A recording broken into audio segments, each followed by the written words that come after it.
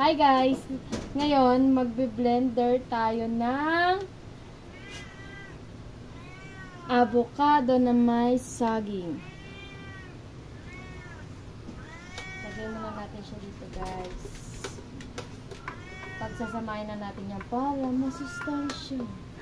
Kasi tumatanda na tayo, kailangan natin ng sustansya sa ating mga buto-buto.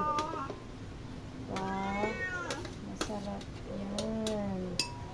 Tapos, lalagyan natin yung milk. Hindi yan, konti lang yan. Para hindi tayo magkaroon ng diabetes. Yan! Okay guys. After that, okay, lalagyan natin yung kebab.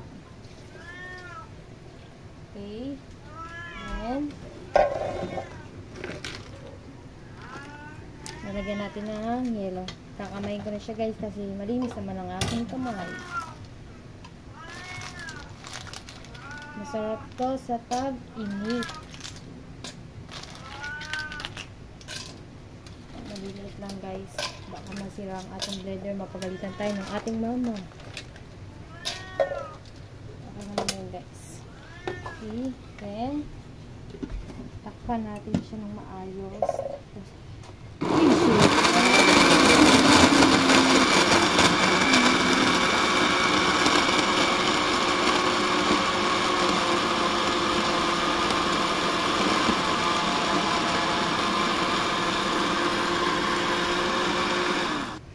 Okay ngayon guys, lalagyan ulit natin siya ng yelo para malamig.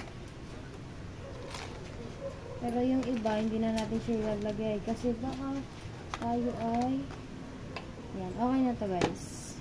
Tapos na to. Tapos ilalagay na natin siya, tatapan natin ng ayos para hindi siya pumutok. Okay, then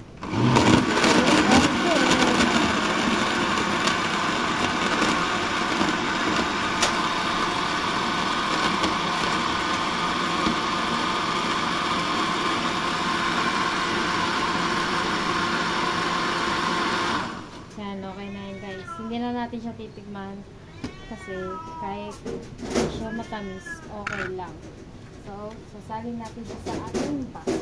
Ngayon guys, ilalagay na natin ang ating na-shake sa baso. 5 ito dahil 5 tayo.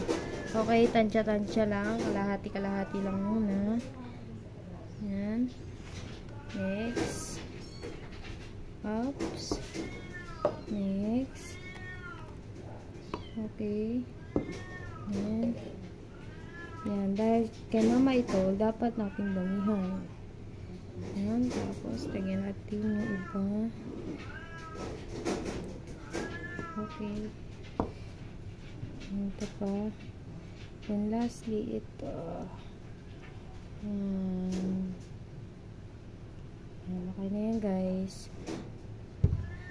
Kakain na rin kami, guys. Bye-bye. Thank you for watching.